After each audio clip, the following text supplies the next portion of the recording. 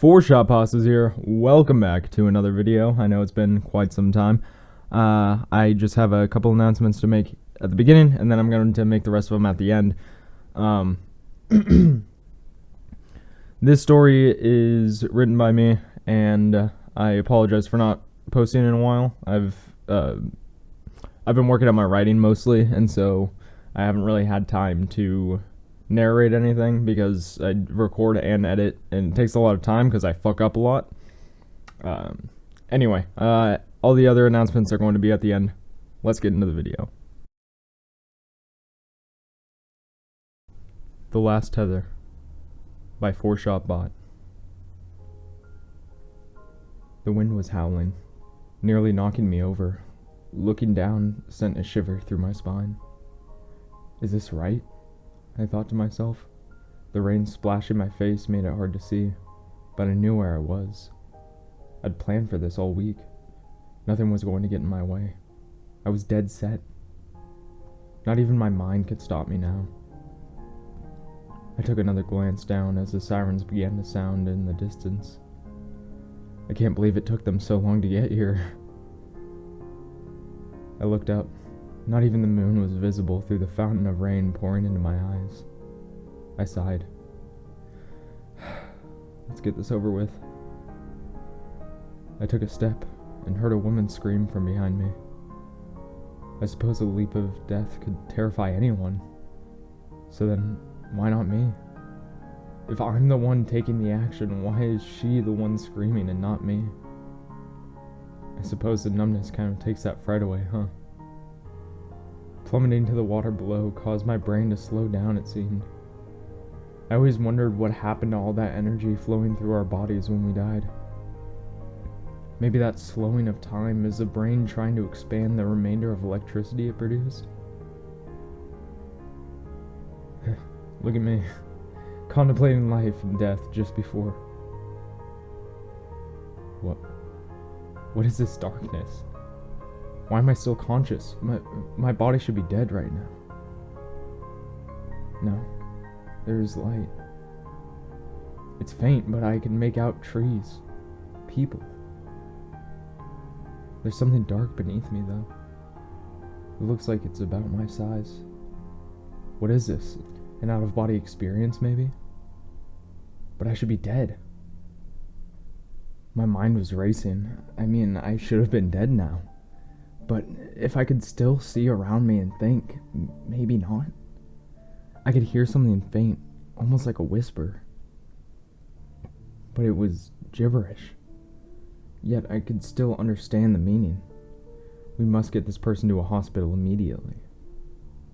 It was as if I was reading someone else's thoughts somehow. It appeared to be coming from a silhouette radiating a blue hue, a little brighter than the others around it. I decided that if this was some sort of out-of-body experience, I might as well look around while I had the chance. Who knew if I could even die like this? I mean, there's a chance, of course, but I guess I don't really feel like dying anymore. I just feel hollow. I walked away as the figures loaded the silhouette shaped like me into what I could only assume was an ambulance. All I could see from it was its shape, as it had a very dim white hue to it. Walking in the direction of a bar I frequented, I began thinking again. How long will this last? Is this death? Will I just roam the earth until I die? Shortly into this, I began noticing human-looking people passing me. I could see them in moderate detail, as if they were recorded from an old flip phone. They paid me no mind, however, as if I were only traversing in a metaphysical state. All around me, silhouettes were running in the direction my body was carried off to. Some had shades of blue, some gray. A few even had a deep red hue to them, causing a shiver to go down my spine if I stared for too long. This is so strange. I just need to get to the bar, then what? I'll drink? The things around me don't seem to notice my existence. Are they humans? But then why could I see some in such strong detail? I looked to my right to see many dark gray silhouettes within the confines of what I knew to be the bar. I attempted to open the door, but as I pushed, I found it felt as though someone was pushing against the door on the other side. Looking down to get a better hold, I found my arms radiated a hardly visible dark gray. I brushed it off, focusing on pushing open the door. After a few minutes, I finally managed to open it up, just enough to slide through a crack. Collapsing to the ground, I had to focus on staying conscious. But why did I need to keep myself here? I'm only in this situation because I didn't want to be here. What's driving me? As I glanced up, I could see silhouettes looking in my direction. Not at me, but seemingly at the door. This seemed to confirm what I had initially assumed. They couldn't see me. As I stood back up, I took a look around. My eyes eventually landed on a man sitting in the rear right booth. I knew him. I could tell. I'm not sure how I knew, but something was telling me I had been close to him. As the realization of which seat he was in dawned on me, I was saddened. One of the closest people to me, still drinking his life away, day after day. He'd come in here to drink glass after glass of whiskey. He always had the funniest stories to tell, but around midnight, he tended to get to the point in his drunken stupor where he'd begin to break down, showing why he was truly here. He always wanted to make people laugh, to prevent them from falling into what he could never escape. But when he got to a certain point in his drunken state, he'd break down. I was the only one that would listen to him when he got like that, rambling about how he was cursed, how when he was 6, a witch had put a hex on him to never be loved again. It initially terrified him. He ran away crying, telling his mom about what had happened. She told him it was fine, that curses weren't real. But the next day, as both of his parents drove to work, they were caught in separate fatal car wrecks, only minutes apart. After being taken to an orphanage, he shut himself off from making connections. He told himself he would never love again, so nothing might ever happen to another person again. However, the encouragement from his peers that he should make friends forced him to care about people again. But with each friend he made, he found only a short time later they'd be found dead in one way or another. He was never suspected, of course. He was only a child. But with each friend he lost, he would lose a small part of himself. Eventually, when he turned 8, he was adopted. By this point, he'd lost so many people he cared about. He'd begun going to therapy for numerous mental health conditions. A few weeks passed after being adopted, and he'd finally begun to open up to his new parents. He finally started to love people without losing them. He was becoming happier. As those weeks turned into months, he'd finally begun to believe everything was just a horrible coincidence. While he was still going to therapy, he found he was becoming happier and could stand life again. But as those months became a year, he was asked to get into the car by his parents. They told him they were taking him somewhere special for his 9th birthday. Despite it being the middle of the night, he loved his parents and did as they said. They drove for about half an hour, periodically giving vague answers to his specific questions. Questions like, "Can you please tell me where we're going?" would be answered with a short, "You'll see when we get there." Or, "Who's going to be there?" would be answered with, "People who care about you." When they finally arrived, he was worried. The building was entirely concrete and had no windows. When he looked to his parents, their gazes were stone cold. "Get out," said his mother, as a hooded figure stepped out of the building.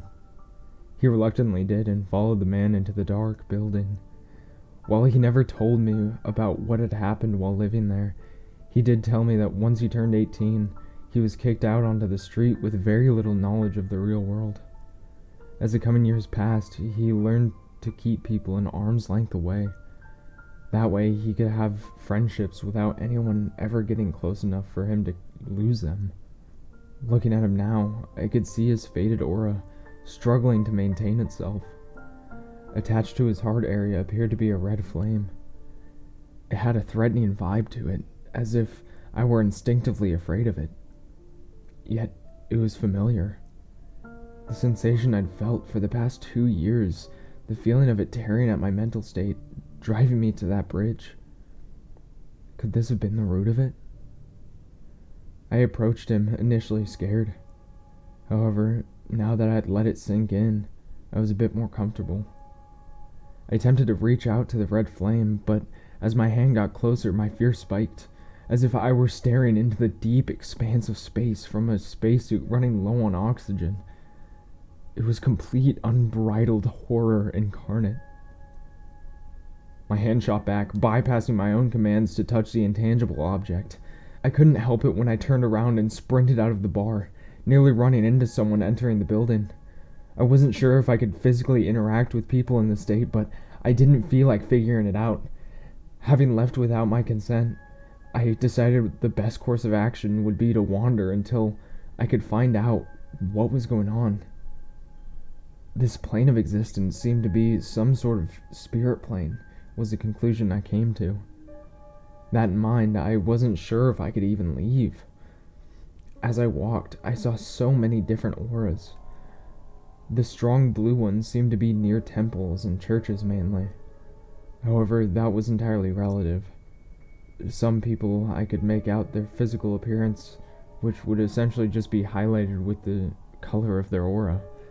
Others, oftentimes near bars, were faded, gray, and emotionless. I'm not sure how much time passed when I first heard the whispers. It wasn't as if the words were appearing in my mind, more like the voice was far away. "Come to me," the first one said. It spooked me. I hadn't heard any coherent voices until that point. Initially, I couldn't make out where it was coming from. However, as I heard it speak more and more, I was able to pin down a direction. "I can save you from the spirit plane. This existence is no way to live. Follow my voice and I can still save you." These were just a few of the statements the voice made. After an indefinable amount of time passed, I decided to follow it. Though I couldn't feel exhaustion, my body seemed to be running low on energy. I wasn't sure if I could make it, but I pressed on. My body was already faded before I came here. Who's to say it won't fade more? I pushed those thoughts to the back of my mind. The last thing I needed right now was doubt. I have one opportunity if I want to leave this plane, and if I fade before that happens, who's to say I won't end up in hell or something? Sure, maybe I didn't want to live, but if it's between that and eternal suffering, I'd much prefer a chance to fix myself. By now, I'd made it to a back road, leading deep into a forest at the edge of town. The whispering persisted. "I will lead you out. I can save you." As well as other variations of that, played out every 5 minutes or so. I had to follow it.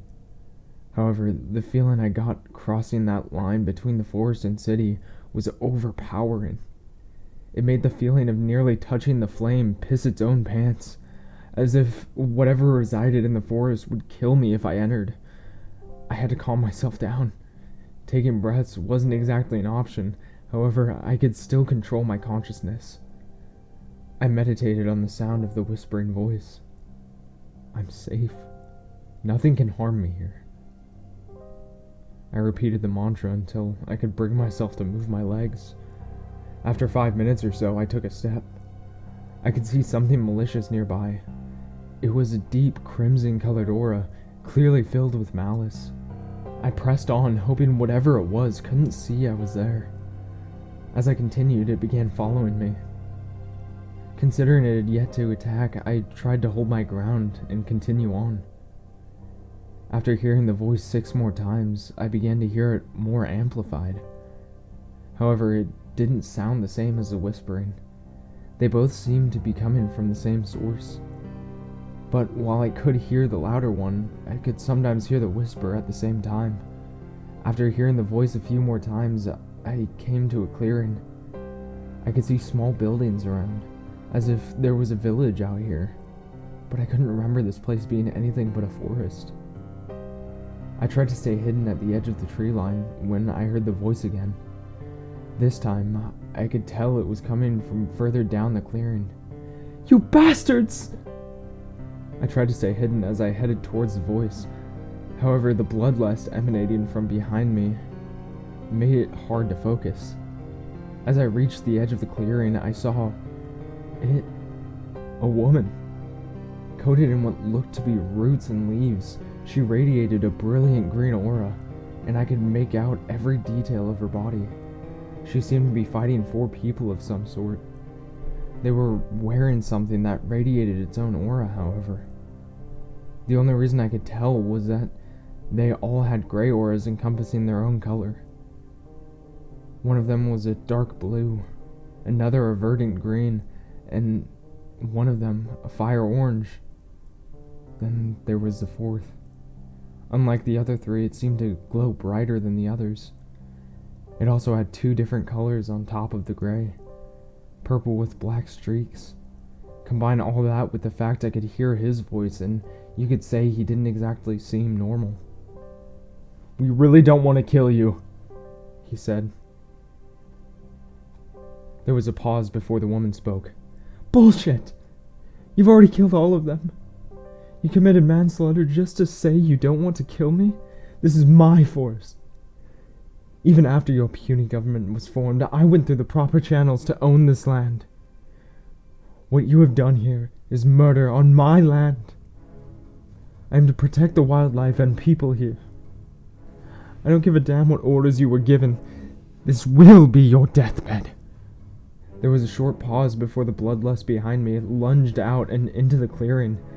The creature was massive, at least 8 feet tall. I could make out the outline of a hunched-over creature with antlers. It wasted no time in jumping at the man with the orange aura. He appeared to struggle with it for a bit before knocking it to the ground. After a bright flash of light, I could no longer feel the intimidating aura coming from the creature. The woman let out a scream, as if part of her died along with the creature. The scream seemed to disturb the trees. I could feel it shaking in the earth as 3 of the trees started uprooting themselves. The usual faint glow they had was enhanced to a bright blue light. In contrast, I couldn't see the woman as well as before. One of the trees smacked the man with the orange aura so hard he hit another tree about 20 feet back. I heard a muffled cry of agony before one of the trees collapsed to the ground. I could feel the heat emanating off of it somehow, as if it were burning beyond just the physical plane. The other 2 began charging the 3 soldiers still in the fight.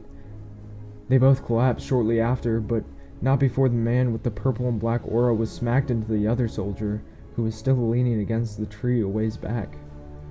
With the death of the 2 trees, the woman began to cry, louder than I could have thought possible. She signaled with one of her hands, and 4 roots came up from the ground and tied the men up. It seemed to be holding their arms and legs together, preventing them from making any other movements. "You 4 have caused so many problems for the wildlife in this forest. Do you truly believe yourselves to be saviors?" The woman was clearly pissed as all hell. There was a pause before she responded.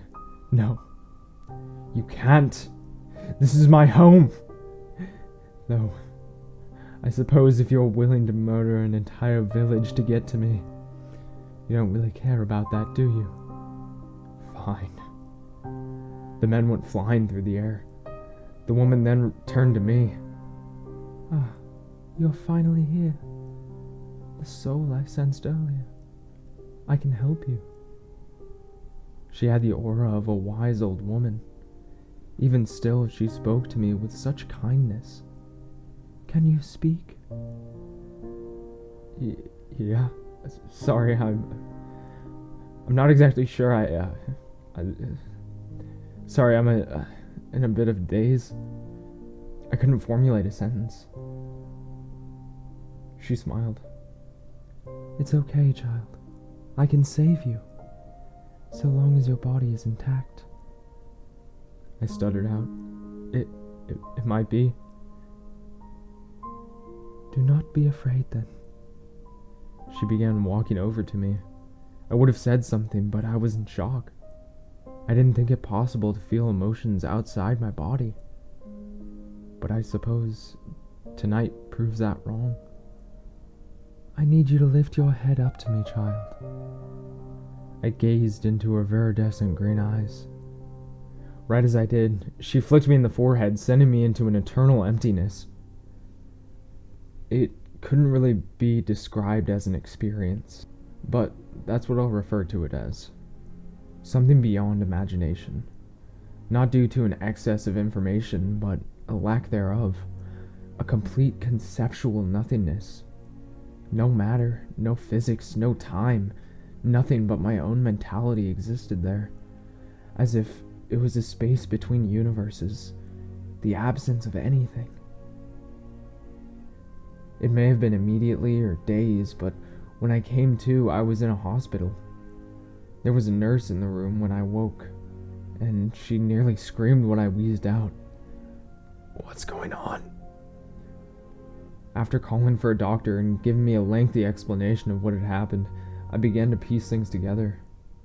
I'm not sure how accurate these conclusions are, but they make sense to me. According to the nurse, I'd been in a coma for the past 2 days with practically zero brain activity. She told me that they never expected me to come out, which is why she jumped when I spoke. What's more, they barely managed to save me after I took the plunge off the bridge. They weren't sure how I hadn't died when I hit the water. The sheer number of injuries I had obtained from the plummet left me covered nearly head to toe in stitches, staples, and bandages.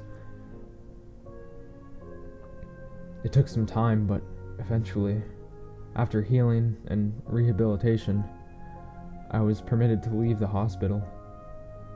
But now that I had no money, no home, and no car, there wasn't much I could really do.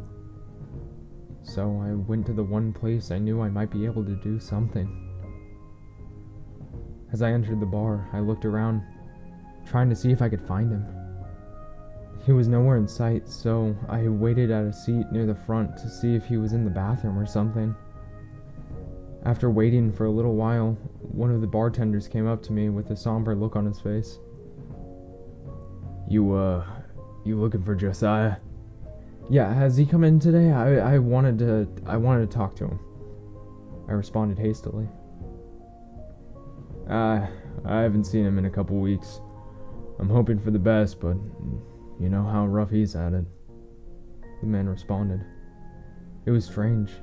I'd never met that particular bartender here before, but he seemed to know both me and Josiah. Unfortunately, I didn't know where he lived, so I decided to stick around until nighttime rolled around. But as 7 turned into 8, and 8 became 9, I decided I'd come back the following day. As I left the bar, something else struck me. The forest. If everything that had happened in my spirit state also happened in the real world, I had to go see what happened. I initially tried hitchhiking since it was such a long walk, but it seems most people don't pick up people wearing clothes covered in blood, so walking was going to be my best bet. I had to take multiple breaks on my way, but eventually, I made it. The forest had been burnt to a crisp. When I got to where the village had been, there were no buildings. I walked around the forest using only the moonlight to guide me, but there was no sign of anything but a secluded fire. When I got to the area where the fight had broke out, I found a few tiny scraps of metal. It must have been from one of the people fighting the woman. I shoved a few pieces in my pocket and continued looking around. I was going to give up and head somewhere to get some sleep when I saw a completely unscathed bush. Walking over to it, I found a small duffel bag. Inside, there were a few sets of clothes, a few $100s, and a few miscellaneous objects I couldn't identify. Picking up the first shirt in the bag, a sheet of paper fell out. Opening it, I found that it was a letter. Dear lost soul, I have left a few items in this bag for you. In case you manage to find your way back to your body, I have seen many souls like you, and I just hope that you are able to make something of these items. I have no use for them, and it's just a little bit from what was left of my village. I hope you can find yourself. Whoever that woman was, she clearly was different. She wasn't human. For some reason, she saw to it that this bush was unharmed so I could have another chance at life. I couldn't thank her enough for everything she'd done. Not only had she brought me back to life, she'd given me what little she could to support me. If I ever saw her again, I'd be in her debt for sure. But I found it unlikely. Whatever she was, she didn't strike me as the type to expect anything in return. Thanks to the change of clothes, I managed to get a ride back into town. I found the cheapest hotel I could and slept there for the night. When I woke up, I went downstairs and headed to the main office to give my key back.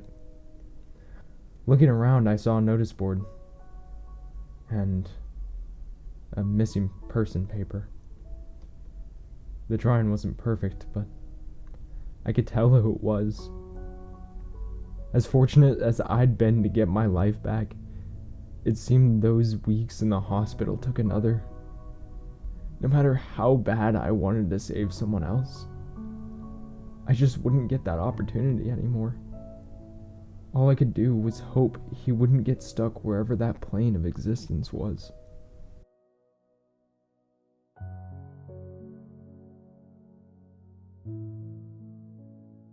Hey guys, 4Shot Passes here, and I hope you guys enjoyed the story. I plan on narrating more of my stories. I don't have exactly a plan on how that's all going to go, but I hope to at least release one a month. Don't quote me on that because my life has been rather inconsistent lately, and so it might be more frequently, it might be less frequently. It just kind of depends on how things go. But I'm going to try and shoot for one narration a month. And if you guys want to read the stories before I narrate them, you can head over to my Reddit. It is u/4shotbot. I'll leave it in the description below. All the stories I write are in the same universe. You may have heard of My Roommate is Slenderman. That one I'm currently going through and revising. I've got the first 10 parts revised, so it should read a little smoother than my first rendition of it. But I tried to change as little as possible, just because I wanted to keep most of the original stuff. It was mostly just a few word choices and stuff like that, or sentence structures. It was mostly just cleaning it up, making it sound better. But I have another series I'm working on, which is The Other Edge of the Blade, or The Other Side of the Blade, one of the two. Terrible memory. Anyway, that one goes in depth on the detective side of Joseph's wife's murder.